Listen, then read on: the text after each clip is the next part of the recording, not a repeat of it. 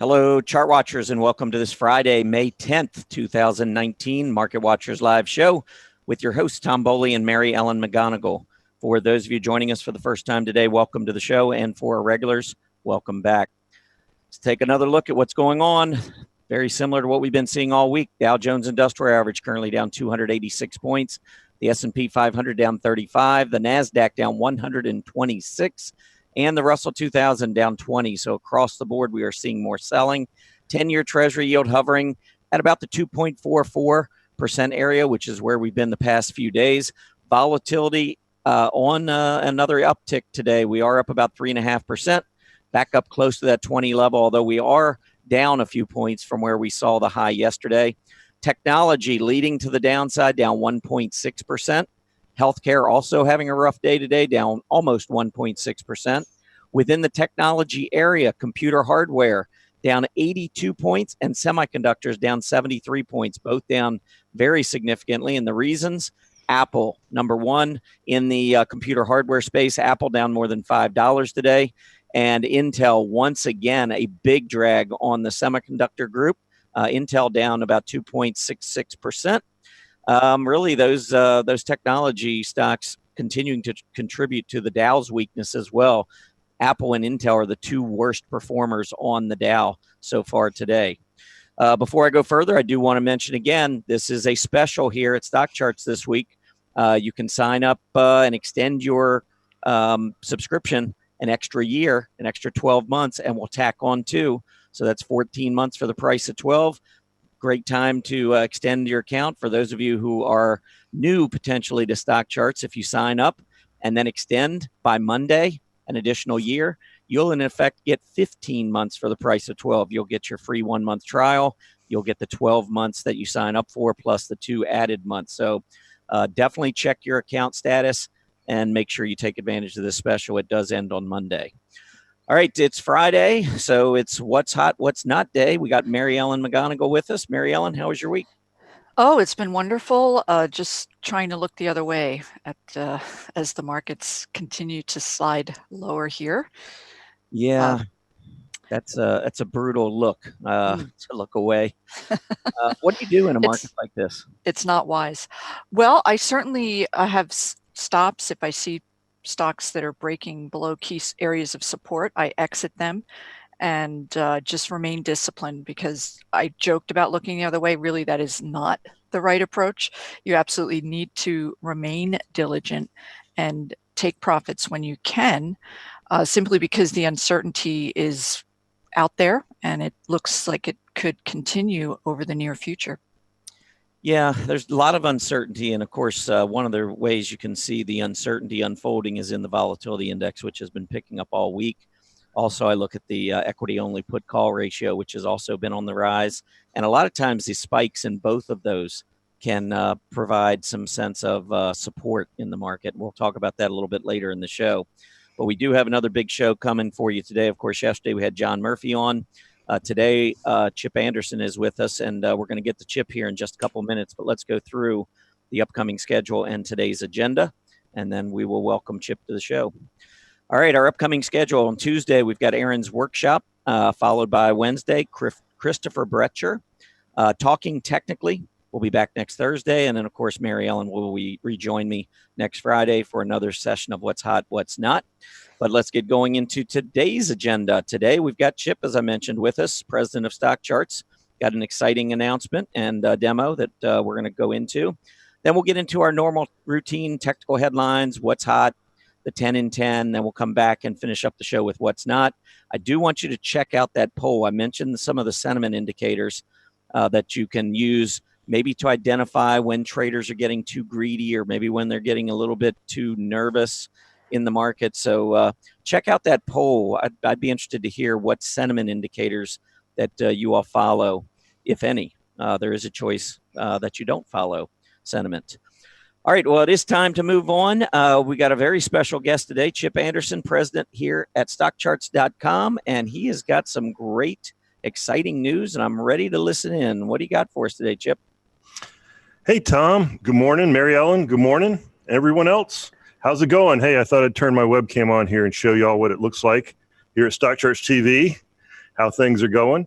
I'm going to give you a little presentation, a little behind the scenes of what's going on with StockCharts ACP, but I wanted to give you a behind the scenes of all the people working hard here at StockCharts TV too. So we've done that. I'm going to turn it off now, so not too distracting. But hopefully you get to see more people's faces as we continue to evolve StockCharts TV. But let's go into what we really want to talk about. I talked about it last time I was on, but I know not everybody was able to watch that, and I want to make sure everyone's aware of where we're going here at StockCharts.com, because we are in the midst of a product rollout that I think is extremely significant. We've been a company for more than 20 years now, and during the first 20 years, we worked really hard to create and make charts that are really, really well, but those charts are static charts. That's our Sharp Charts product. We're now providing and rolling out a new product called StockCharts ACP that is dynamic charts, interactive charts, charts that you can play with. They're simply the web's most powerful interactive charting. So I wanted to show you, give you kind of an update of where we're at with that, and then also give you a sense of how you can help us participate with this, how you can see early versions of this, use it in your own stuff, move forward with it as we move forward with it. So our goal for the advanced charting platform is to take everything that we've learned about charting. We want to combine that with the power of the cloud. We're now up in the cloud in Amazon AWS cloud, and we want to combine those two capabilities to give everyone the best interactive charting experience available anywhere. So that's our marketing pitch. Yeah, Chip, but let's see what it actually looks like. And so we're going to do that now. So StockCharts ACP is just another tool that StockCharts members will have available to them over time. At this point, I'm showing you a demo of the current version of the code with all the features enabled. Initially, this version will be available in a limited way, but over time, over the next couple of months, this version or something very similar to it will be available to everybody. And so I wanted to give you a heads up on what's coming and show you what it looks like. So here's StockCharts ACP running full screen, and I can actually even make it more full screen than that. Here we go. That was one of the things people have constantly been asking us. How can I make my charts full screen and take advantage of a really big display? StockCharts ACP can do that. Again, it's very interactive. If I click and drag, this is, you might have seen this on other sites, but this is new to StockCharts. Just the ability to go here. We can also quickly with a little mouse wheel go in and out, zoom in and out. I'm looking at Microsoft today. They're not suffering quite as much as Apple.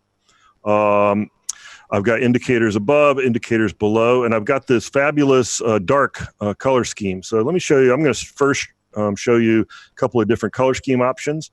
We've got dark schemes like this. We've got our traditional stock chart schemes as well. If you're familiar with some of these, like Murphy is a good one. So this isn't exactly the same as the Sharp Charts tool and the charts that it generates, but it's very, very similar. And I think you won't have a big problem transitioning back and forth between one and the other if you want to. And that's an important point. I'll make it again later, but the Sharp Charts is not going away. This is not replacing anything. This is just an additional tool that we're adding to your toolbox as a Stock Charts user. So again, lots of different color schemes. You can change them around, look at them, see what they look like. And we actually plan on adding more schemes above and beyond this. And we have other schemes, some of the schemes from Decision Pointer coming across, so on and so forth. But I'm going to go with a dark scheme for now because it's a little different than what we normally provide. Actually, well, I take that back. Let me go with the light scheme so you can easily see the indicators. So what I want to show you, because you'll have access to this in just a minute, I'll show you how you can get it, is the general layout of the screen here. And so in the general layout, it's pretty typical. You've got a text box up here for entering ticker symbols. You've got a drop down for selecting the different types of your charts. You've got a drop down for selecting the different periods that you want to look at, like 1 minute. And you've got a drop down for predefined durations. If you want to see, just quickly go to year to date, you can do that. But of course, you've got the interactive way as well to change all that stuff. And then over on the right, you've got different modes that you can switch between. So this is the mode with all the indicators called the technicals mode. This is a mode with all of the chart attributes, so different settings. These modes, by the way, over time, there'll be more and more options here. This is the mode for the color schemes, and this is the mode for annotations. If you want to draw trend lines, you can absolutely do that. Other kinds of line studies are available here as well. So generally, you'll be switching between these 3 modes or 4 modes. So that's important stuff. I want to draw your attention also to the upper right corner. There are several global settings that you can use here. I've already kind of showed you full screen. You can click here to go full screen. This is called scrunch. The one next to it is called scrunch mode. I'll get back to that in just a minute. And then this is just to toggle the crosshairs on and off. Some people like to have the crosshairs everywhere, and other people not so much. And I'm kind of in that second category myself. So there you go. Also point out really quickly, there's a hidden, well, it's not hidden, but there's a button here that isn't necessarily obvious. This is the home button, or the go back to normal button. It's similar to fill the chart mode, if you're familiar with that in our Sharp Charts tool. So let's say that I've been scrolling around and being all interactive and adding stuff and looking at it, and like, okay, I now want to get back to what's happening right now. Let's see what's happening now. So I just click on that button right there, and boom, we're right back to the right edge of the chart, and with a very nice display of all the candles and so on and so forth. So that's kind of nice. So let me talk about this middle button here, because this is an example of where we're going with ACP. There are other tools out there. We're not unaware of other tools out there on the internet that provide similar capability to what I've just shown you, or what I've shown you so far. But we are working hard to take ACP kind of to the next level, to make it smarter, more intelligent, more intuitive than the other tools that are out there. And we're doing that based on our knowledge of how people actually use charts. A lot of the people that have done tools similar to this are only focused on the technology. They're not focused on the actual workflow of people that actually use charts.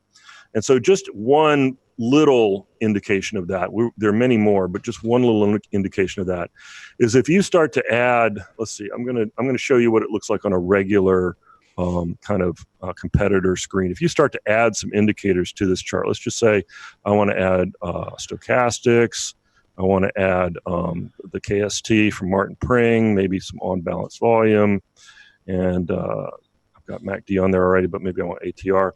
So what's happening here is those indicators are getting added to my screen, but it's also scrunching up my price indicators, and it's changing the aspect ratio of my price display, so on and so forth.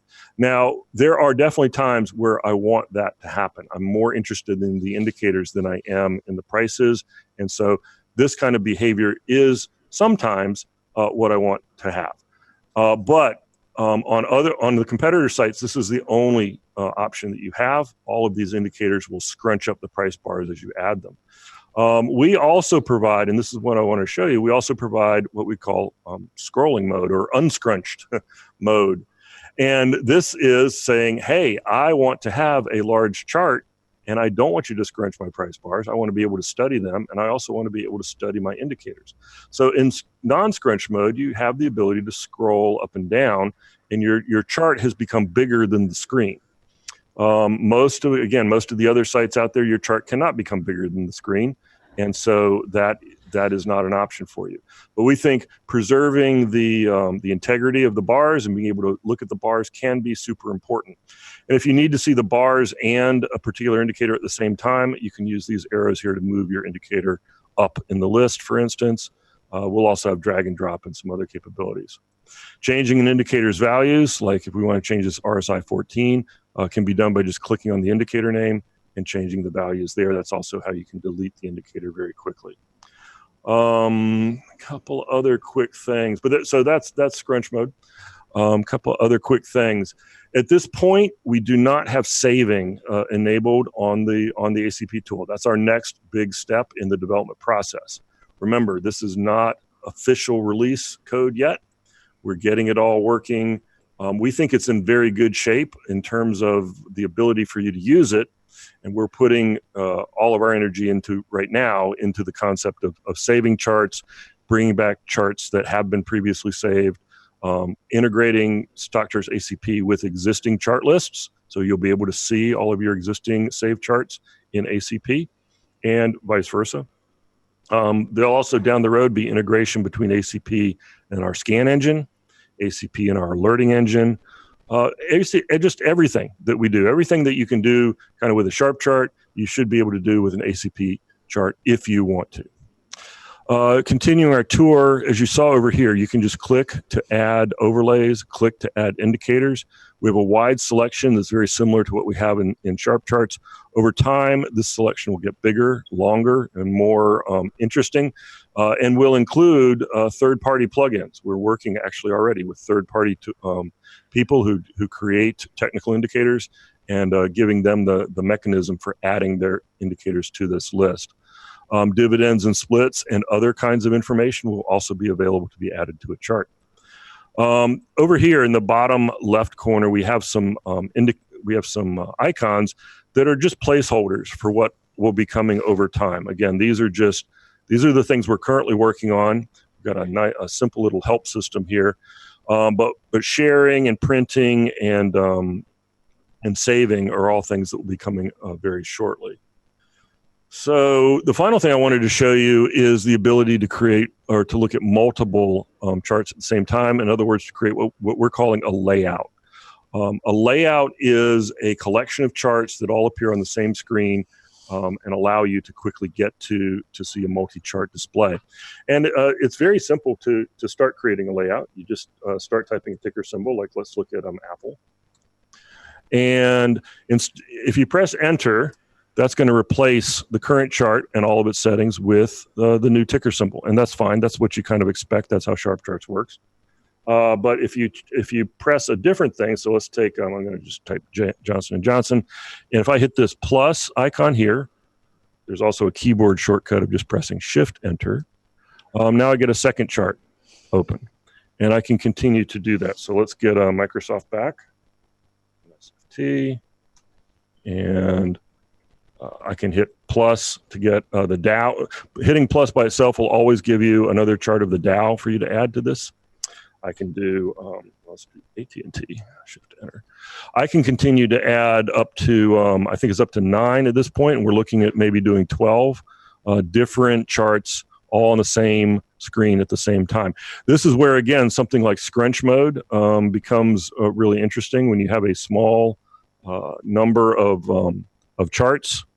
The ability to quick, if you're in scrunch mode, you're seeing all these indicators really squashed on the screen. We can unscrunch it, and then you can look at your indicators in a more analyzable format, I guess is the right way to say it. Let's see, what else? Just this ability to configure the things in the way that you like them, and then you can save them all away as a layout is our goal. And so you can quickly bring back all of that. And again, you maybe do it in full screen mode, and then you have even more space to work with. Again, all of this stuff is live, and all of this stuff moves back and forth interactively. We're going to be adding additional features well above and beyond what I've showed you, but I'm showing you the code in its current state. I'm very excited about some of the features I'm not ready quite yet to show you, but we want to make sure that they're fully ready for prime time. So with that, I think I'm going to end my demo. You get a sense of it. You get a sense of where we're going with it. Let me tell you a little more about what's going on behind the scenes, though. I'm going to do that by going back to my slides. And so we're in the middle of a rollout of this new technology. So it's not 100% done yet, but we think everyone is familiar enough with the process of software and how software gets developed that we can show it to you before it's fully finished. And to give you a chance to give us feedback on it, to give you a chance to play with it and get familiar with it and decide how you may or may not put it into your normal workflow. So the timeline that we're on, I announced a couple of weeks ago the technology preview, and that technology preview is still available. It's not as full featured as what I just showed you. The technology preview is a very simple, basic concept of showing you one chart at a time for a limited set of ticker symbols. That's available for everyone to use. Part of the issue here is we don't have a whole lot of documentation, so we didn't want to give the full featured thing to everybody. That would just confuse them and cause a lot of questions to come in. So instead, we created this technology preview. We made it available at stockcharts.com/ACP-demo, and that's still available. If anybody listening to my voice right now wants to play with the concepts and the general capability of ACP, you can do it here at this technology preview link.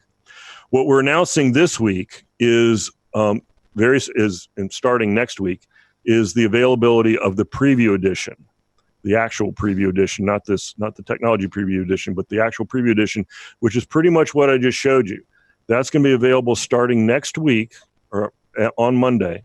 However, we're only making it available initially to the people that participate in our spring special. Tom mentioned that earlier, and I'll go through it again here in just a second. But I want to point that out. This is again because what's available right now isn't fully documented. It does require people to spend a little bit of time experimenting with it, playing with it, trying to understand it before writing in a whole bunch of questions to customer support. So we're trying not to swamp my customer support team. They work really hard already. And so this is what we're doing. So we figure that the people listening on StockCharts TV, you guys are our best customers. We know that. And so that's why I'm making this available or telling you guys about it. And then similarly, the people that participate in our special and take advantage of our special, kind of by definition, first off, we appreciate your business tremendously. And then second off, by definition, you guys are our best customers. If you're extending for 12 months, which is what our special is about, then you're already pretty comfortable and pretty satisfied with the service that we provide, the data that we provide, so on and so forth. So we figure you guys really should be the first ones through the door. And that's what this is doing. We hope to have a more complete beta version of the tool available in June that would include features like saving that I mentioned is not available yet. And all of the other features. A beta version is a software term that just means it's fully functional, but probably still has a couple of bugs in it that we need to fix and find, and you guys can help us with that. And then we'll have the full version out. At this point, we're projecting August for that. It kind of depends on how well the beta process goes. So keep that in mind.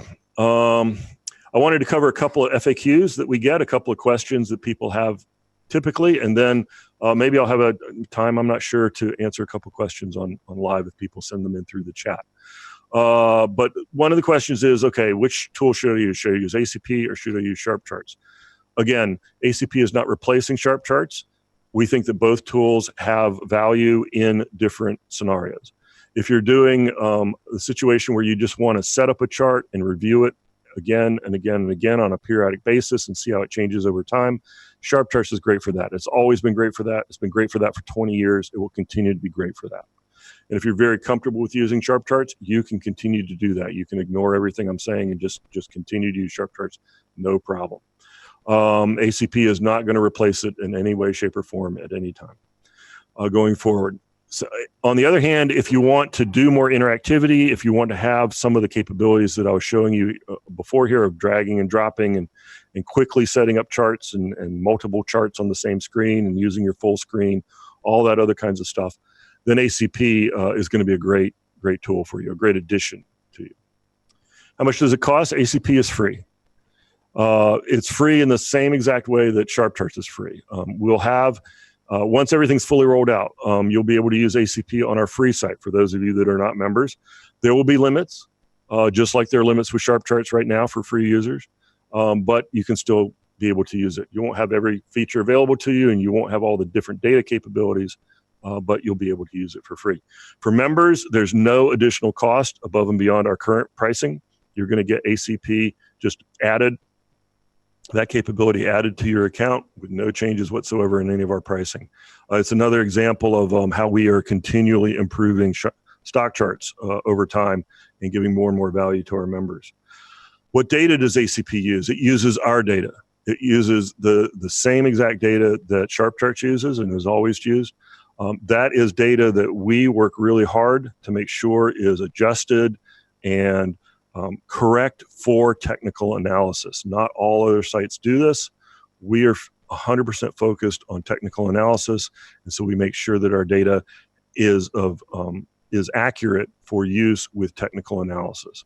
So by that, I mean, we get rid of splits. We get rid of dividends and distributions. We do all those adjustments to make sure that all the indicators are showing you accurate information at all time.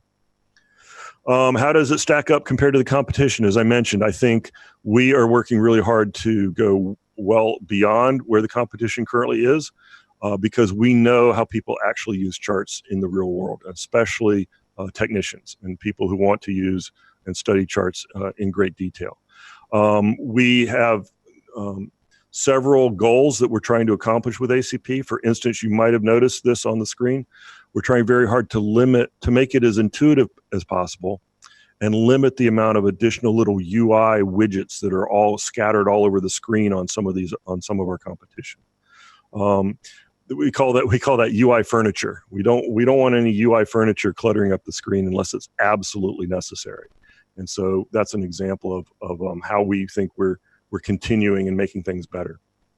And the final question is, will I be able to do blah? And the answer is probably. We're working hard to make ACP as extensible as possible. ACP stands for Advanced Charting Platform. And the word platform is a special word for programmers.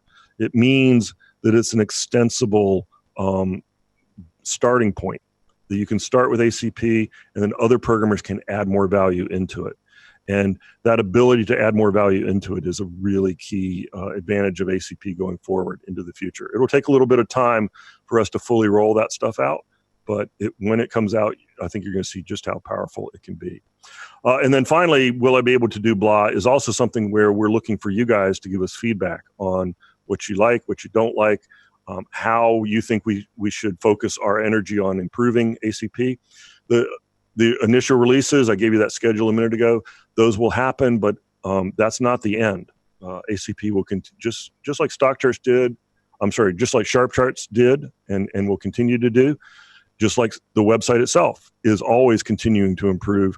ACP will also continue to improve. We'll continue to take that feedback and use it to make the product better. So anyway, that's pretty much my presentation. Let me just quickly again reiterate the special and why you might want to consider that. Right now until Monday, so this is literally the last weekend, it's just our 1 week spring special. If you like StockCharts.com, forget ACP, if you like StockCharts.com at all, and you think you're going to be using it significantly over the next couple of months or years, then you want to take advantage of our spring special, especially if your account expires within the next 6 months. If it expires before 6 months from now, you absolutely want to take advantage of this special if you like StockCharts, because it's going to save you the most amount of money. It's going to drive that cost per month to the lowest possible level. You're going to get 14 months for the price for the price of 12 when you renew your account. And you can do that right now. You pay in advance. That's why you get the extra stuff. But if you're using StockCharts and you're going to continue to use it, that's the way to drive your cost as low as possible. And then we've thrown in this additional sweetener for this particular special, which is that people who participate in the special and renew will get access to this preview edition of ACP that I just showed you starting Monday. So again, if you're interested in doing that, great. We'd love to have you along. You can renew with the spring special, and then we'll be sending out the official link to StockCharts ACP on Monday and giving everyone access. Again, and if you want to kick the tires, you've always got access to the earlier version at stockcharts.com/ACP-demo. All right. I think I'm done. Right. Well, first of all, great presentation. This is really exciting stuff. And I know that there are a lot of people behind the scenes responsible for getting this ACP up and running to the point where it is right now. And there is an opportunity for folks to experience it for a period of time and obviously get some feedback on what everybody likes and maybe some of the things that they could look for in terms of changes. But very, very exciting. I know this is a big announcement in the history of StockCharts. And again, thanks to everybody at StockCharts that's been involved in this, this ACP endeavor. It's very exciting. Our goal, another way to state our goal is we want to make ACP so intuitive to use that even Tom Bowley can use it. Wow. Okay. You're going to have to make it really intuitive. Yes. There are a couple questions in the room, Chip, if you have a couple of minutes. Sure. All right. One was, will earnings due dates be an event added to the ACP? We're working hard on making that happen, and I will go out on a limb and say yes. There's still a couple of pieces of the puzzle that need to be put into place, but our goal, not only do we plan on making earning dates available on charts, but we actually have some ideas on our planning board to actually allow people to visualize those earning dates in a new and really exciting way, I think. Okay. Does StockCharts make use of AI at all in the ACP? Currently, we do not use what I call AI. I mean, again, I'm a programmer kind of at heart. So when I hear the term AI, I kind of think beyond the marketing buzz that is currently out there. There's a lot of buzz. We were joking about it just the other day. And so maybe we should put AI into our marketing thing because it means different things to different people. And it seems like for many people, it doesn't mean anything. But from a technical perspective, there's currently no AI. The AI is you. You are ultimately you're the person who's going to be deciding when to buy and when to sell. That's still going to be true with StockCharts ACP. It's true with StockCharts as a whole. We want to educate you and make the AI between your ears better. We think that's the most important thing. All right. And another one, this one's an interesting question. Are there any plans on possibly partnering with a brokerage so clients can actually trade based on the charts or right off of the charts? There are always plans. There are always plans, he says in a cagey way. We are looking for the right opportunity and the right partnership to make that happen. All right. I've always said that if I could ever trade off of StockCharts charts, I would never leave the site. Okay, well. Pretty much be true. We get that. We understand that. Are there plans? The answer to the question, are there plans for blah, is yes. There's so many plans. It's just a matter of finding the right way to make it happen. I will say that ACP, by its nature, is so flexible that the ability to add something like that becomes easier. But it's never really been an issue in terms of technology. It's more an issue of finding the right partnership. And we continue to talk to several different people about that. Okay. I was flipping through some of the other questions. I think for the most part, you've touched on this. And again, for everyone out there, this is a new platform. There'll be a lot of additional changes being made as we go forward and so forth. But this was really a great summary, Chip. So glad you were able to come on today. Yeah, again, we're asking everyone to come in, to kick the tires, be patient with us. The documentation isn't fully there. We don't have the tutorials yet. We're still teaching Tom how to demo it. All these different things are happening and will continue to happen. You'll see more and more StockCharts ACP on StockCharts TV, for example. And so initially it may be confusing or it might not be exactly what you might not be able to figure out exactly what you want to do. Just hang with us. Over time, it should become better and more intuitive, and you'll see more and more demos. So thanks, everybody. I appreciate it. Yeah, that was awesome. I do want to comment. You mentioned earlier that we were going to be, eventually showing faces on the screens and all. And I just want to make sure you recall that I have a face made for radio. You do. But people still want to see it, Tom, right? Everybody, send Tom a message in the chat. Tell him how much you want to see his face. I'm sure I'll get a bunch of those. All right. It was great having you, Chip. Thanks so much. Okay. Take care, everybody. Take care. Yeah, it's been a big week. That's a huge, exciting announcement. A lot of changes. And I think one thing to be stressed too, and Chip did stress it, is that this is not a replacement for Sharp Charts. It's an addition. So it's a wonderful addition. Super flexible. We've had an opportunity to spend some time with it, and it's just a great product. The capabilities are there, and it's a wonderful addition. Yep, I completely agree. All right, well, we are going to continue moving along here. So we're going to go through some of the things that took place today. Let's start off with some of the key economic reports, and really the big one, the only one, was that we had the CPI out today. Remember, PPI yesterday came in below expectations. Today, you can see that we actually had CPI coming in below expectations. So I am going to stick to my guns here. I believe the bond market has been sending the Fed a message for quite some time that we should be looking at a rate cut, not a rate hike. And taking one look at the TNX, the 10-year Treasury yield, I think kind of drives that point home. I mean, we keep moving lower and lower. Last couple of days with some very benign inflation data, and you can see we're continuing to move lower, put in these lower lows. We're not far now from that March low at 2.35%. Remember, it wasn't that long ago. I'm going to stretch this chart out, but it wasn't that long ago. Was it October when we had the 10-year Treasury yield at 3.25%? We had that double top up here near 3.25%, and now we're back down at 2.45%. That's a pretty big drop, and I think that is clearly a message being sent from the bond market to the Fed that, hey, first of all, skip the rate hikes that you were thinking about last year. They finally came around, did that, and now I believe they're starting to point to a rate cut, and I'm going to stick with this until I see that 10-year Treasury yield starting to move higher. All right, as far as earnings go, a couple of them were out this morning, and so we can take a look at those. Again, most of the big ones have already reported. Most of the big companies, the real market movers, have reported. You can see Marriott on the list. JD.com actually had a really nice report and had a solid reaction at the open today.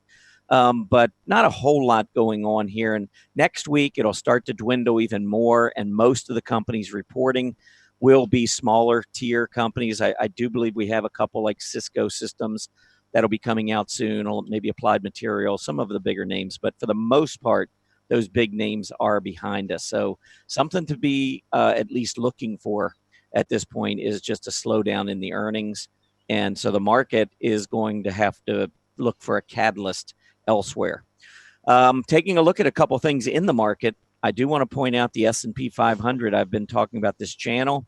We're having a nice rally back off of earlier lows today, but here you can see the S&P 500 remains in this downtrend.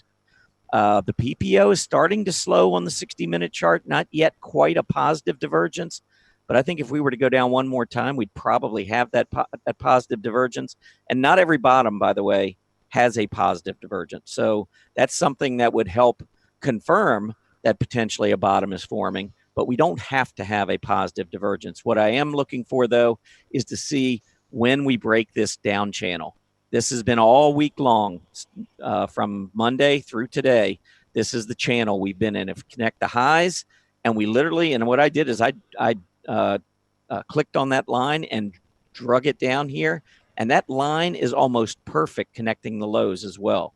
So that is the same slope, and this is a channel, beautiful channel that we've been into the downside. Not so much beautiful if you've been in on the long side all week, but I'm just saying technically they don't get much better than this. It's very easy to spot, and I think if we get a breakout, it's going to be very easy for those folks out there to spot the breakout. So let's watch this carefully. We pull up the NASDAQ. This one's not annotated, but you certainly can see the same type of behavior here. Nice rally off the earlier lows today, but we are still down 67 points. We need to get through that 20-hour EMA. Until that happens, these moves to the upside, at least this week so far, every one of these bounces has been followed by a new round of selling. So I wouldn't read too much into an intraday bounce until we can start to see some key trend lines and moving averages being taken out to the upside. All right, this is anytime we get into a, I want to bring up a different chart here. Let me see if I can get, let's take a look at the CBOE equity only put call ratio. Now, what I've done here, yesterday I talked about invisible charts. If you didn't see that, it was in the stock charts tips and tricks right at the end of the show. But what you can do is you can type in invisible, and the equity only put call, the only thing I put in here was an overlay of a 10-day moving average. So all the underlying price data does not show up here. This is simply the 10-day moving average. And every time we've gotten up to about 0.7, if you go back and you look over the last, this is a 7-year chart, but I drew in these vertical red dotted lines each time we got up to 0.7 or above, ignoring the huge move down, or excuse me, the huge move that we had back in 2015, 2016, we just stayed with a pretty scared market for a period of time. But every one of these other ones, if you look at those spikes and draw the line down, it basically accompanies a major bottom in the market where we rally off of it, every single one of them. So when you start getting a lot of puts being traded relative to calls, it's telling us that the sentiment, the market sentiment, is getting very fearful, and that can be a really good sign for the market. Now, currently, this bothers me a little bit because we haven't reached that level. Again, doesn't mean we have to be to this level to put in a bottom, but that starts to help identify bottoms when we get readings up there. So if the market rolls back over later today and into next week, we see more selling, I think this is a chart worth watching. The equity only put call ratio, and I've just pulled down here so you can see how the settings, everything's set up, so that you can review this later and set this chart up if you'd like. All right, and then the last thing I wanted to do, and then I'm going to let Mary Ellen take over for some upgrades and downgrades. I just wanted to show, actually, there was a volatility index. And notice these spikes. This goes back a long way. This is a monthly chart. And I just want you to note these spikes. When you get these huge spikes and then we top, a lot of times that will be a bottom in the stock market. So if you take it, and this was December, by the way, I just marked that December spike above 35. Usually those kinds of highs on the VIX are accompany bear markets, whether they're cyclical or secular. They tend to be bear markets. These other spikes, when you start getting into the 20s, and I talked a little bit about this with John Murphy yesterday. I kind of watch 18. He watches 20. But anytime you get a spike and you go back and look at history, many times, especially in a bull market, when that VIX gets over 20, you're at or near a pretty important low. So something else to kind of watch from a sentiment perspective. And one last thing, that poll is running and it is based on sentiment. Just wanted to kind of get a feel for all of you that are watching the different types of sentiment indicators that you may use. So if you have a moment, check that out. We're going to talk about that at the end of the show. So Mary Ellen, what do you have for upgrades and downgrades? Yeah, so we'll take a look at some of the upgrades and downgrades that are happening today. And the first one that we can take a look at, I'm going to start with the upgrades. This is Centene Corp, CNC, and this is one of those universal healthcare companies that really got thrown out with the Medicare for All and the political headwinds out of DC. And take note, this stock was upgraded, but it is trading down despite that upgrade. And we're seeing this attempt at reversal in a number of these big healthcare providers. They're just not making it. That is the first one. And then the next upgrade that we had was the 3D. It's 3D Systems. And take a look. The company came out with numbers yesterday. They plummeted 25%. And analysts came out today, thought maybe it got overdone. And the stock is bouncing a bit. It's up about 3.5%. And it very well looks to be damaged. I've talked about this before, where you have a hemorrhage in a stock, it wedges 80% of the time. There's another leg down, and that's what we're experiencing here. Another upgrade is Ford Motor, and this they came out with earnings. Take a look at this gap up at the end of April. Earnings were quite good, but analysts came out today and they're revising estimates higher. Ford's coming out with new products. They're cutting their cost. And also the price of steel is going to have an impact here. And with the China trade war fears, we're seeing steel prices drop dramatically. We can look at another upgrade. This also is on a stock that plummeted following earnings. This is Jones Lang LaSalle. JLL is the ticker symbol. We can see this precipitous drop here despite coming in with earnings and sales ahead of estimates. And today's upgrade is really not doing a lot as far as helping the prospects for the stock. We can see that the MACD is trending downward in negative fashion, even though we are oversold. The stock really looks to have even more downside ahead given the volume. And then one last upgrade here is Whirlpool, WHR. And of course, market dynamics are going to have an impact as well. But this is another company that's not really getting any headwinds from that upgrade. We can see the RSI is negative now, trending down below that 50. MACD had that negative black line through the red, and it's poised to trend down below that 0, which would be negative.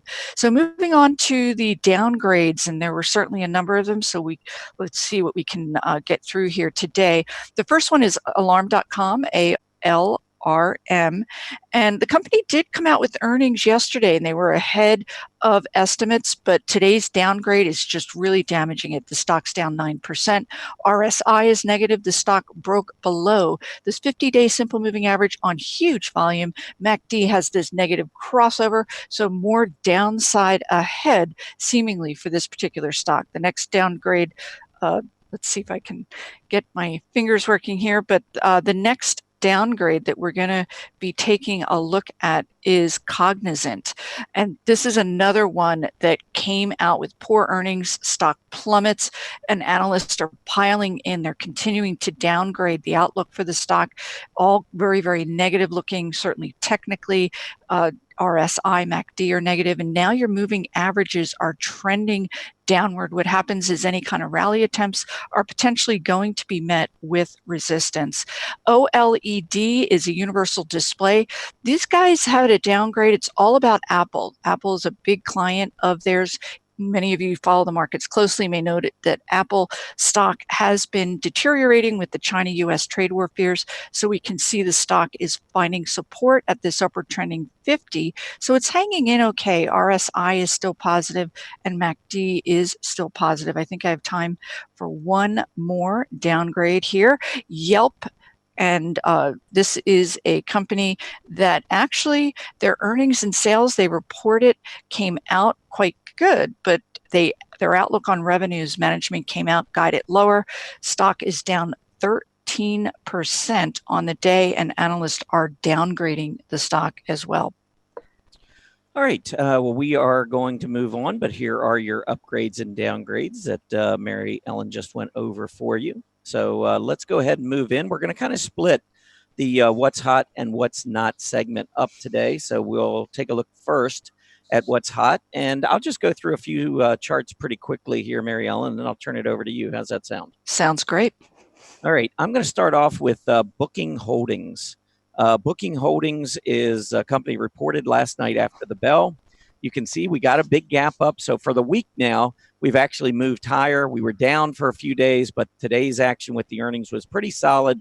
Even though we are down from the earlier open, we're still up $59 today.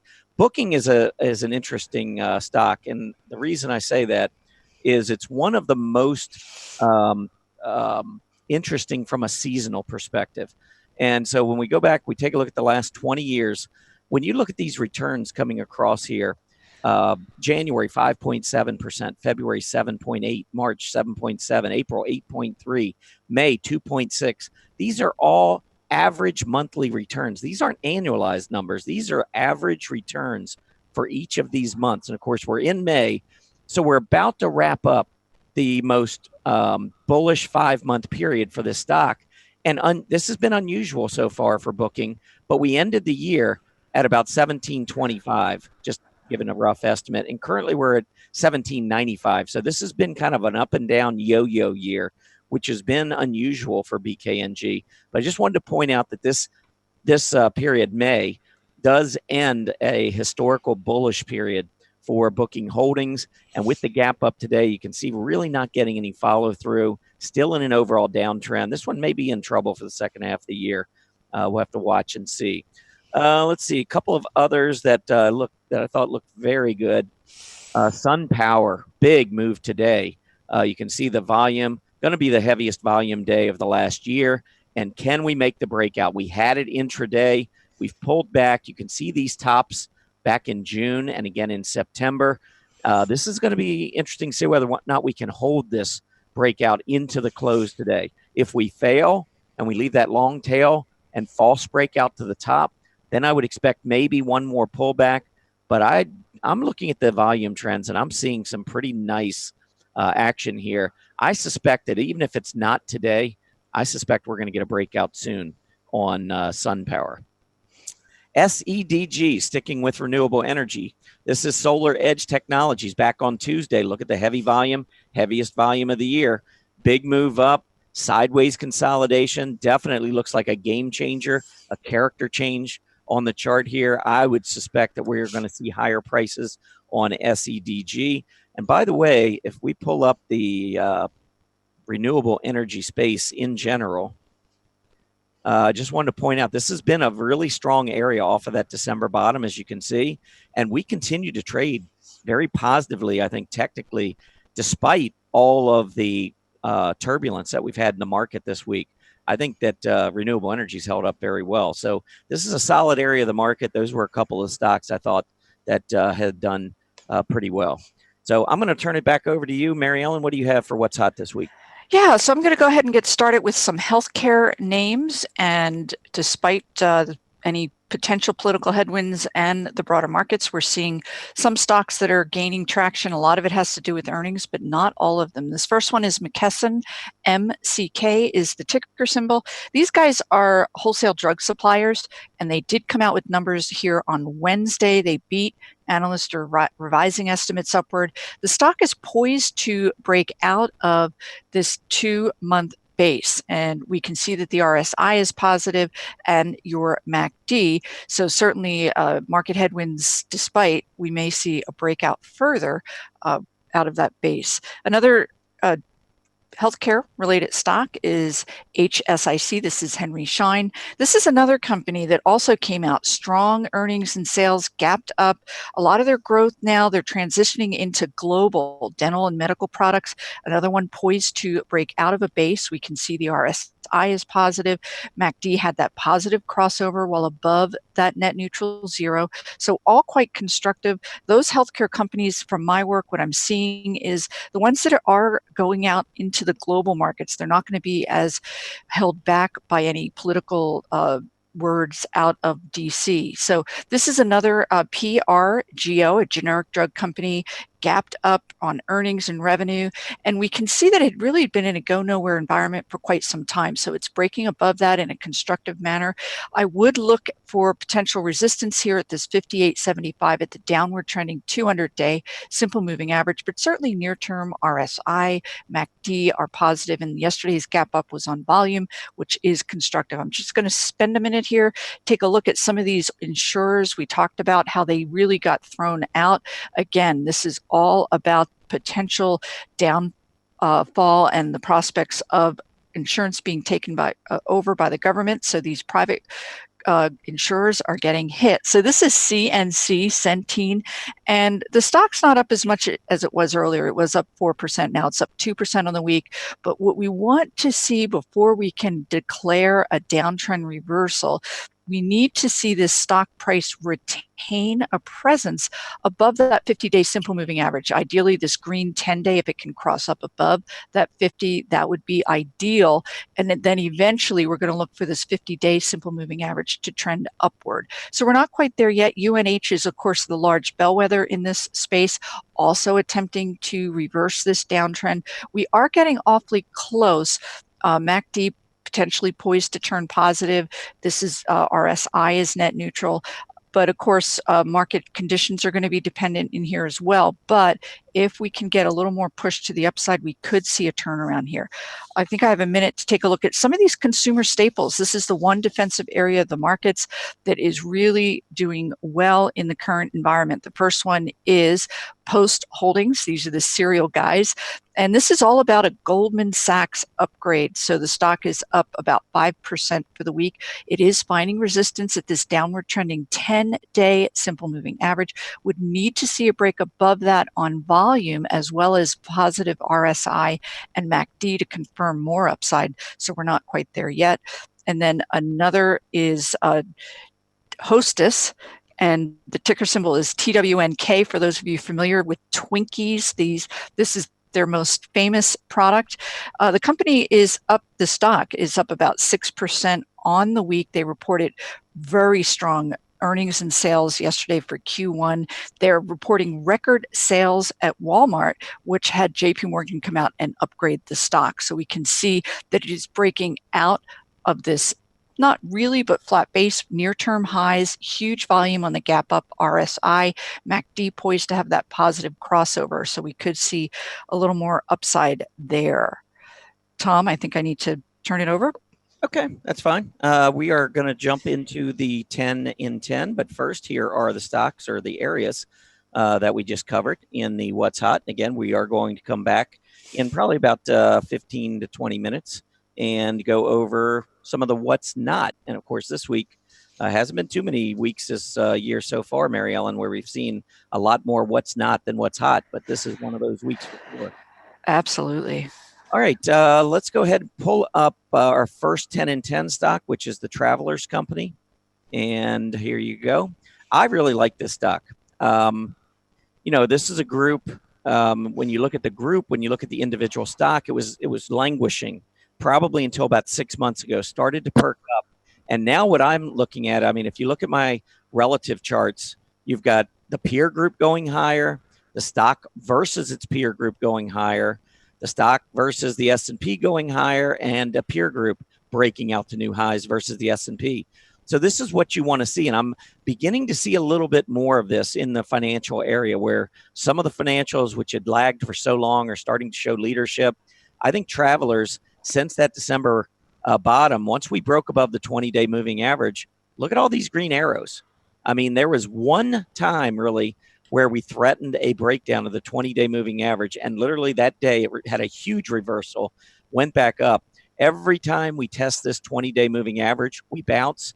Look at yesterday. We went below it, came back up, closed on the high, and now we're breaking to another high today. I think Travelers looks really good. I think pullbacks to the 20-day moving average, I think, are buyable. I've drawn a line in here. I think if we were to close back down below 139, 138, something like that, you could reevaluate. Maybe, if you want to give it a little bit more room, you certainly could give it down to the 50-day moving average. But my point here is you can keep a fairly tight stop, and Travelers and many of the financial stocks were not really participating like some of the other areas in the market. So this is a group that could be poised to lead throughout the summer. I like TRV. All right, do we have another one, Mary Ellen? Oh, sure, of course. Oh my goodness, forgive me. QQQ is the next one. Okay. So actually, we can pull this up. I don't need a relative chart. Let's just pull it up on a regular chart. I'll be honest, I would be a buyer today. I think that this could be a reversal. When I go through the market update, I'll show you how a lot of the other indexes, well, a lot of the other ETFs that track indexes around the world are doing very well today. The U.S. stocks were down, but we're seeing a pretty significant rally. And I like this rally coming off of what appeared to be an intraday breakdown on the QQQ.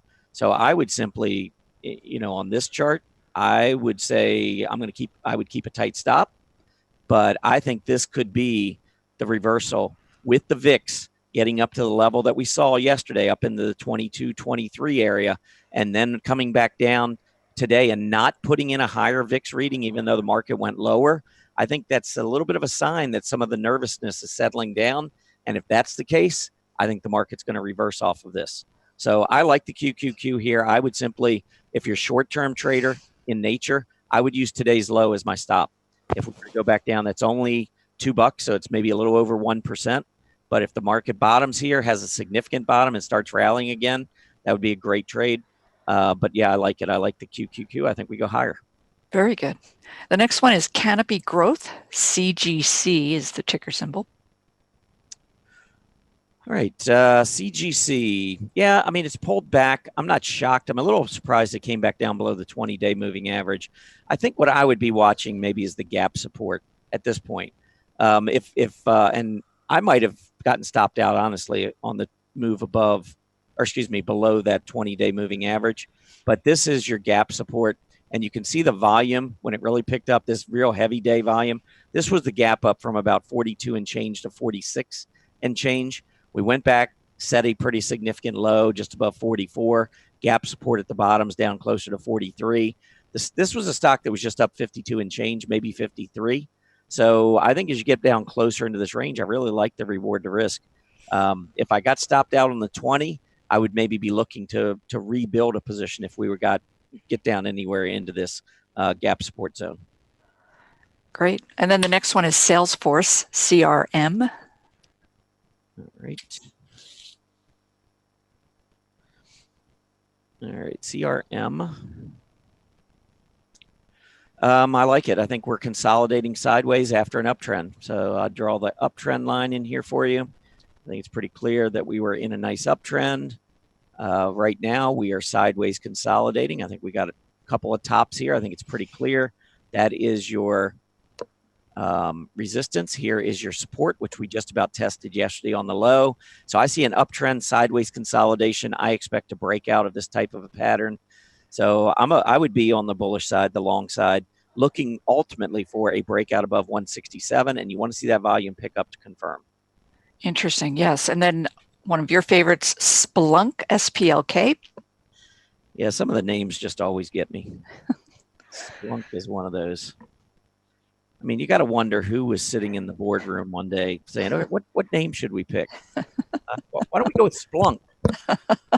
So that's something about it. But same kind of a deal here, I think. We got a nice uptrend. This was earnings, so we gapped up.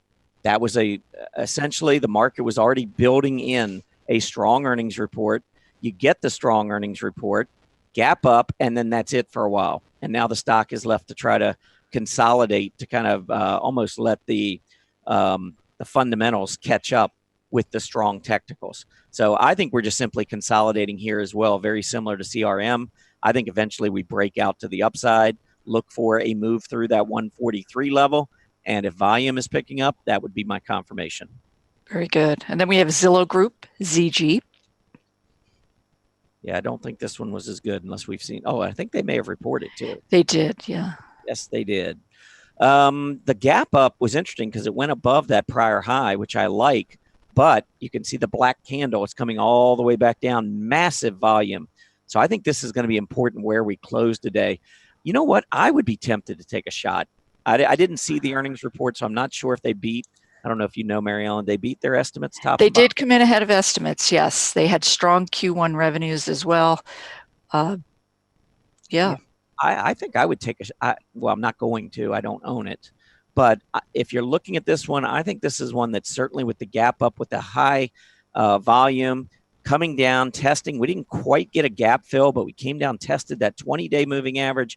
I think the stock could be reversing off of it. If you break gap support, that would be my stop. But I would not be surprised to see a reversal and possibly maybe go up for to test that high that we saw all the way back in February up close to 44. So, yeah, I like the gap up. I don't like the black candle, but I think that might change by the end of the day. We'll see. But I like the fact that it did beat top and bottom line. Yes. And then we have an aerospace defense name, KTOS. Yeah, I think we may have looked at this one yesterday. We'll look at it again. I liked it yesterday. I like it even more today. Beautiful move up. I think yesterday I was saying, well, maybe we're going to pause at this level. But the one thing I did point out is that these defense stocks have been really strong of late. They're starting to show a lot of leadership. And here's a small company within that space. Small caps, their best months of outperformance are May and June and into July. So this is a strong period for small caps. Defense stocks picking up. And you've got a pretty good leader that's moving up on volume here. So I like the breakout here. I think any kind of a pullback, if it holds into the close today, this breakout, then I would say a pullback down to 1790 or so would probably be good entry. I like it. Very good. Here's a small cap that's struggling a little, Genmark, GNMK. Yeah, I think it's maybe cup and handle. I don't know. It looks like a nice uptrend. I'll just draw you what I'm looking at. Thing is, technicians see different things, which is fine. Here was your move up. And I'll do a resistance line here.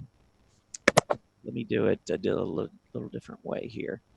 Right there. See here, that was the highest close.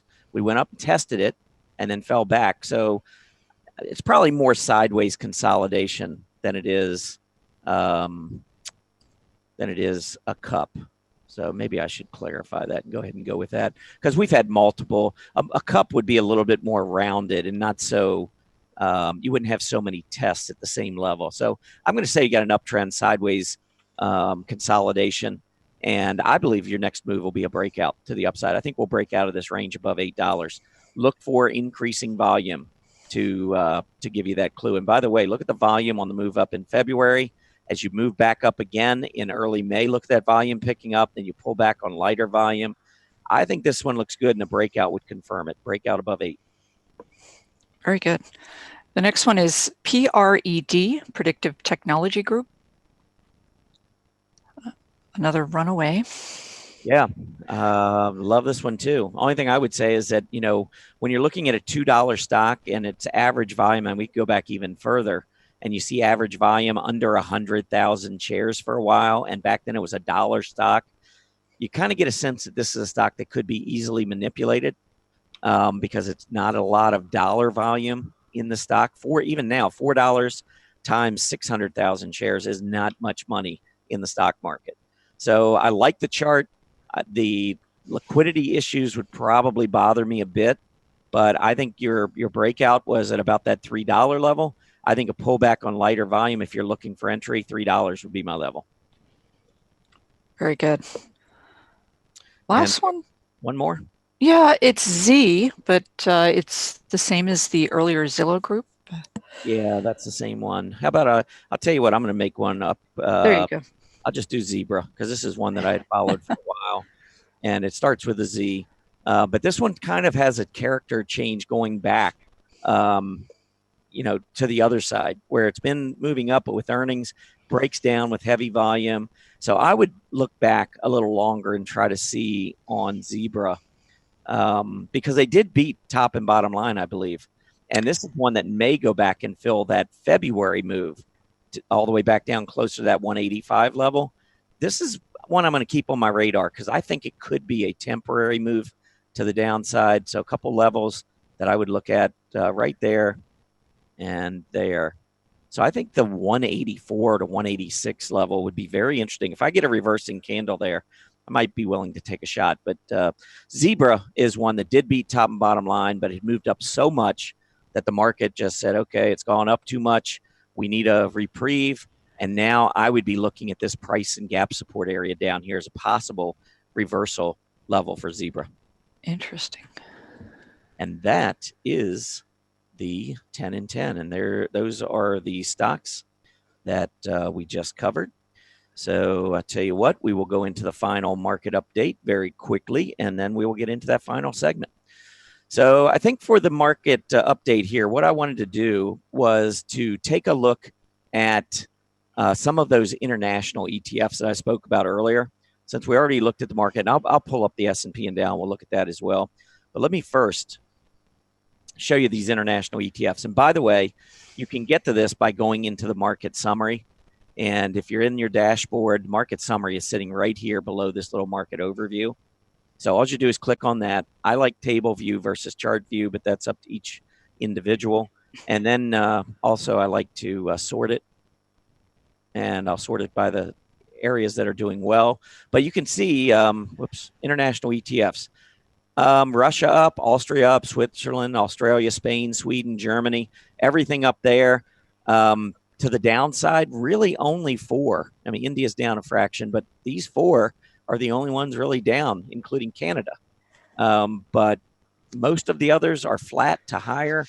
And given that today was the day when the higher tariffs went into effect, I think the market is maybe shrugging their shoulders right now. And I don't know if that's the right thing, but with the volatility starting to come back down, and some of the other markets around the globe that probably would be impacted more than the U.S., shrugging it off, maybe that's a good sign for the market. We'll have to see how we finish today and how we trade into next week.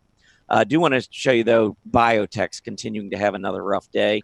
So let me bring up the biotechs, and then we'll look at our major indices. And you can see the huge move down, taking out these prior lows. We're trying to rally off of it, and I actually liked yesterday's candle on the biotechs. I thought maybe that hollow hammer with the move lower, maybe that we put in a double bottom. Well, today we went a little bit lower, but we are trying to rally off it. We'll have to see. Biotechs can move very quickly, but they have got to start to begin to show some technical strength, get above that 20-day moving average and stay there. That would be the first sign. All right, let's take a look at the S&P 500. Let's see what's going on today. And you can see really nice recovery now at 28.56. We're now 30 points, more than 1% off today's earlier low. We are not out of the woods. It's intraday. We have 3 more hours today, and we know how quickly things can change. But I am going to bring up that hourly chart and show that we are still not through that 20-hour EMA. We are still right up against this trend line. And actually, I have that saved somewhere. So let me bring that up. Yeah, there we go. So you can see today's action. This recovery is nice, but we've seen this before. We've seen it each of the last 2 days, and we weren't able to break that downtrend. So yes, on the surface, it looks good, but looking at this chart, we still have some more work to do. The NASDAQ, the rest of these are probably all going to look pretty much the same. But here you can see the NASDAQ drifting to the downside, and also within its channel, not able to get through the 20-day moving average. I'm sure the Dow and the Russell 2000 are similar. The Dow obviously drifting lower as well, and then small caps, the Russell 2000, same thing. They're all trading below the 20-day moving average. So the recovery looks good so far. I'll be more impressed if it continues. We go green later today and we break out of the downtrend channel and get back up above that 20-hour EMA. Until I see all of that, then I'm going to be a little skeptical here. We'll see. All right, that is it for our final market update. I do want to mention one more time that this is a special week here at StockCharts. So if you are a member, you can extend your subscription another year, and you'll get 14 months total. So you get 2 free months to go with the 12 you pay for. And as Chip said earlier, if you're due to expire, if your subscription's going to expire anytime within the next 6 months, this is a special you want to take advantage of.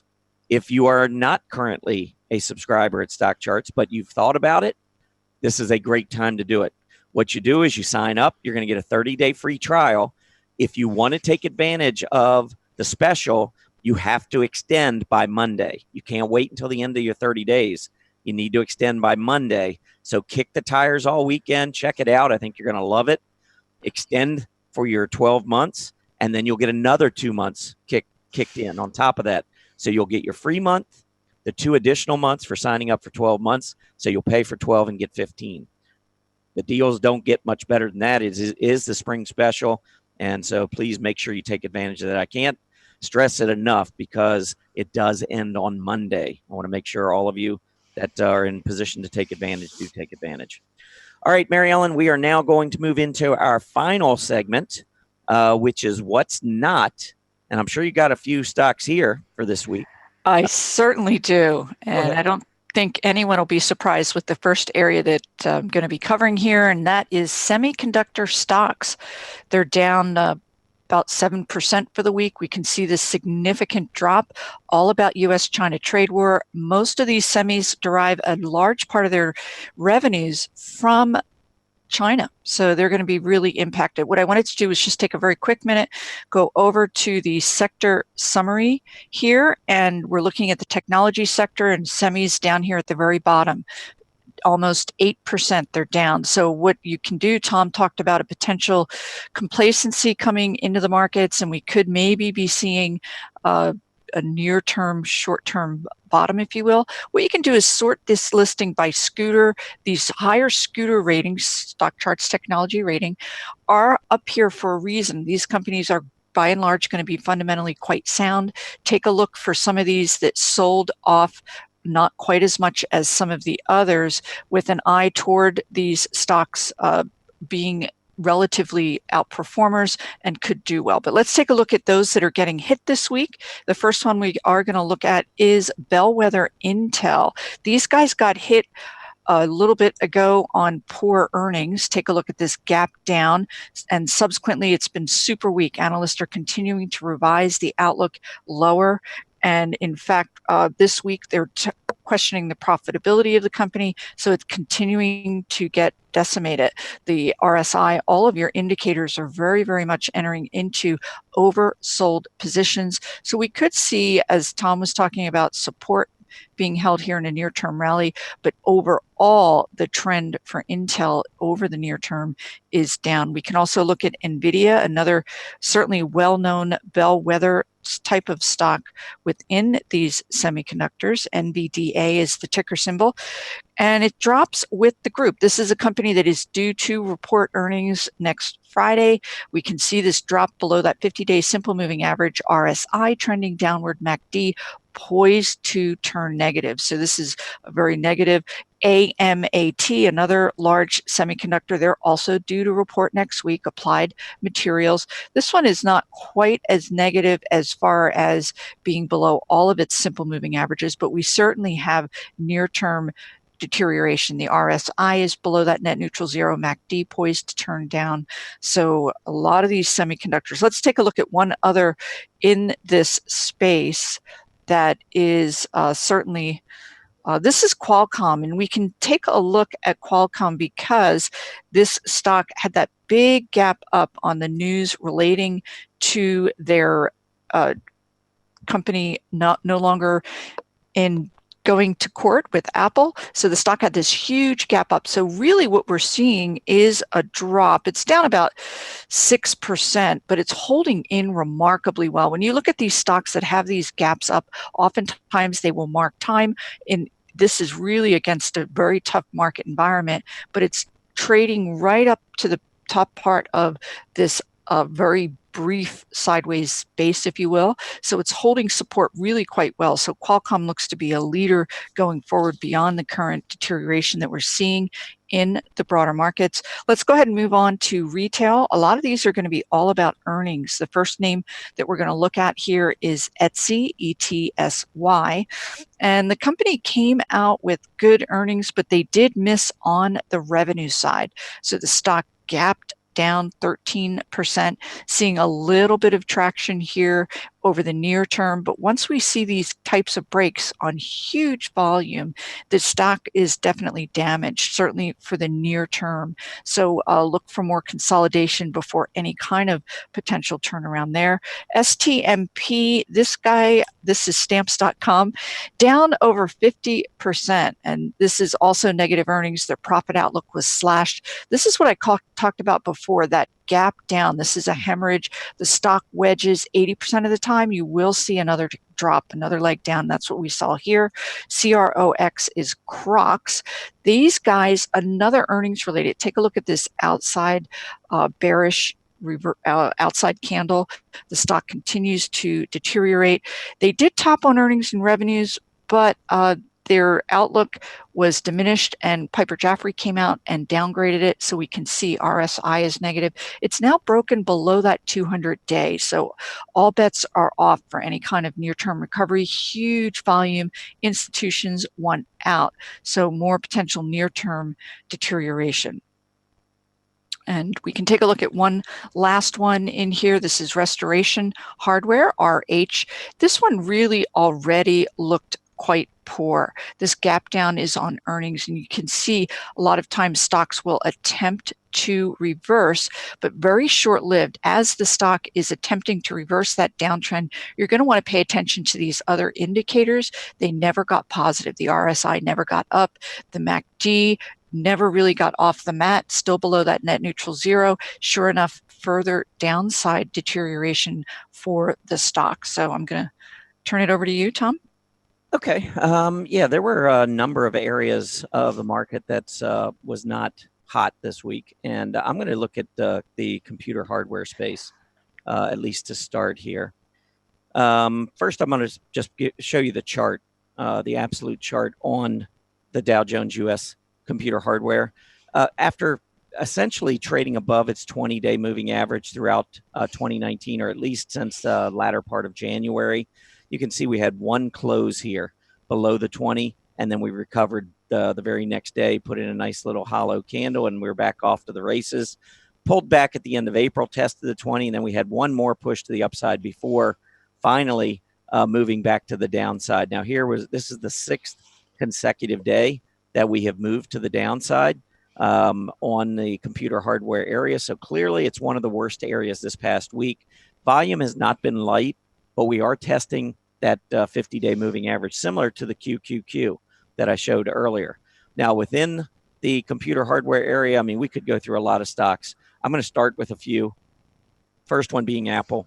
And Apple is one of the primary reasons that the Dow was being hit so hard today. Apple and Intel both having really rough days earlier. They were down more than 3%, but you can see now Apple down 1.95%, so a little bit better. Or at least better price action, some improvement off that earlier low, hitting that 50-day for the first time. I would expect buyers to be there. And so far they have. Now the question is, can we reverse this downtrend on Apple? Don't have the answer for that one yet. Maybe we have the answer later today or into early next week. But for now, the downtrend remains in play. And so far we have buyers at the 50-day. I think that's the battleground here. Looking at a few others, and there were some that had really rough weeks. I'll start with 3D Systems. A huge gap down here. And I'm pretty sure that was earnings related. I don't know. Do you have that information? Yes, this is one we covered a little bit earlier, and they did come out with very poor numbers, and the outlook is not good. Yeah, I wanted to cover this one because if you look back at the relative chart and you just look at what DDD was doing relative to the computer hardware group, literally we started April at a 52-week relative low. So it's telling us that over the last year, this stock has never been worse than its peer group than it was at the start of the month. And that was not even before, or that was before we got into all of the earnings report and, of course, the huge move to the downside. I can't stress enough how important it is to look at these relative strength charts to get clues about what the market thinks about a company before their earnings come out. And I'm not a fan of holding into an earnings report, but if I was going to hold into an earnings report, I would want to make sure that my company that I was in was at least acting as well as its peer group and the S&P 500. And if it wasn't, meaning essentially that you have at least kind of a flat line going across here and across the S&P 500 versus the S&P. Instead, what we had were 52-week lows relative to peers, relative to the S&P 500, and that to me is a big problem. And if I can add to that very quickly, in November and March, those big gaps down were also earnings related, so you can look at a company's history as well. Yep, this one has definitely not got very good momentum since that August move up, which I'm assuming probably was earnings as well. You can see the consistency of the disappointment with this company. Management is not executing, and that should be part of what you look for in a company. I mean, if I'm managing a business, I mean, just imagine you own a business and you've got two salespeople, and one, they both have $1 million expectations in sales, and one consistently comes in and produces $1.5 million, and the other one consistently produces $500,000. Which one do you want to hold on to? I want to hold on to the one that keeps exceeding expectations. And I think when you're looking at stocks, you want to do the same thing. But anyway, that was DDD. Let's take a look at ScanSource. This is one that's not traded as heavily as you can see, but look at today's action, movement to the downside. The last week's been brutal, and the stock's fallen from $38 down to $32 and about to set a 52-week low. Look at what it's been doing relative to the computer hardware. So computer hardware has been rolling in 2019, and look at ScanSource couldn't make new highs and was actually rolling over into its earnings report. Shouldn't be a shock when these companies come out and deliver the bad news that the market's already telling us is out there. So don't be surprised when you have a stock downtrending relative to its peers when it comes out with bad news or news that's worse than expected. All right, SMCI. This is Super Micro, another stock that was just kind of drifting higher for a while. Actually didn't perform very poorly at all. This one was actually doing pretty well. But nonetheless, the last 5 days, we've been moving straight down. Stock's gone from $23 down to $20, having a rough week. And so I think what you're getting is just a flavor of the computer hardware group as a whole. How about Western Digital? Another one, 5 days down, broke its trend line, lost the 50-day moving average. This is a really key area of price support, in my opinion. If we don't hold here, I think this is a stock that could roll over and go back down to those lows in the low 30s. So I really look at 45 as being very important. Perhaps this is a hammer and we hold, but once again, on a relative basis, if you get in, you got a stock that's underperforming. The market is telling us there's a reason why these companies underperform. So I would not be particularly interested here. And then the last one I have in this space, Network Appliance. Another stock, not just the last week, but really about the last 3 or 4 weeks. Big move down, failure to hold these breakout levels, failure to hold moving averages, and another one that on a relative basis peaked 10 months ago, had another huge rise probably 6 months ago and peaked. But you can see each one of these relative highs keeps getting lower. And just a few days ago, we were down near a 52-week relative low on network appliance. So this is not the type of stock, again, that I would want to be interested in. All right, in case you all are wondering, how you can find out which stocks are hot, which stocks are not, I can tell you how I do this. I simply go into the sector summary and pull up a 1-week chart, or find out what the sectors have been doing over the last week. And when you go down here, technology, one of the worst areas, click on that. Mary Ellen went through a number of the semiconductors with you, and there's computer hardware. These are two of the worst areas, and areas that are very highly correlated to what's going on in that trade dispute with China. So that shouldn't be shocking that this is a group, that these are groups that are underperforming, but I just wanted to show you that this is how you could take a look and how you could come up with some of these on your own. If you want to do the industries, you can click on this complete industry. I do the table view, pull up the 1 week, and you can go down by sector and find out which areas within each sector are underperforming. Look at all these areas in consumer discretionary, really struggling. A lot of these retailers and so forth. Consumer staples, not so much, but you do have a couple of the groups not performing well. Let's see, oil equipment services down 5.5%. Reinsurance, asset managers, this has been a bad group for quite a while. It was bad when the market was going up, and it's bad when the market goes down, so it's not a good combination there. I mentioned biotechs there. You can see them on the bottom. And here was defense, by the way. I mentioned earlier when I was doing the 10 in 10, KTOS, that small cap defense stock. Over the last week, defense is not going down. It's showing a lot of relative strength, and I think that is a good sign heading into the summer. Gold mining and mining having a good, pretty good week. That shouldn't be too shocking. When the market sells off, a lot of times folks look for gold as a little bit more defensive place to put their money. Software actually has held up pretty well relative to what's been going on in the market. So anyhow, just want to give you a little background on how you can do some of this yourself. There is a summary slide right there on what's not and some of the areas that we just covered. So very good job, Mary Ellen. Super. Yeah. Very comprehensive. Yeah. So, I do want to pull up that poll. How much do you use sentiment in your analysis? Do you use it much? I do. I like to see the percent of stocks that are below their 200-day simple moving average. That's one. I even look at new highs as a breadth indicator and strength indicator, and certainly the VIX, of course. Yeah, well, those are the three high ones that the viewers also chose. Volatility index, 85%. That's a high percentage, but I'm glad.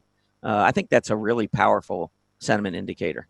It doesn't necessarily mark a bottom. I rarely look at the VIX and say, oh, it hit this level, therefore the market has to be bottoming. But as that VIX starts to rise and it's elevating and the market's pulling back, when you get that reversal in the VIX, and we did get that reversal yesterday, that can be a very good sign. And even though we were down this morning, we've had a nice bounce back. But there's your stocks above, below key moving averages, new highs, new lows. Equity only put call ratio, only 25% of you. I'd suggest more of you take a look at that. And only 2% said they don't follow sentiment. That's good, though. That's an educated audience. Very educated. Yes. Yeah, very good.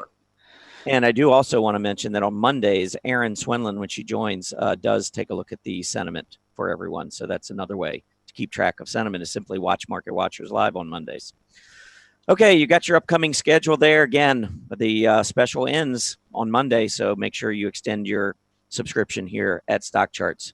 I want to thank all of you for being with us today. Special shout out to Chip for joining us. Mary Ellen, always a pleasure to have you on the show. Please remember to complete the survey as you exit. It's located below your video player. As a quick reminder, Market Watchers Live airs 5 days a week, Mondays through Fridays from noon to 1:30 p.m. Eastern Standard Time. Have a great Friday afternoon, everybody. Enjoy your weekend. Be safe, and we will see you back here on Monday. Happy trading.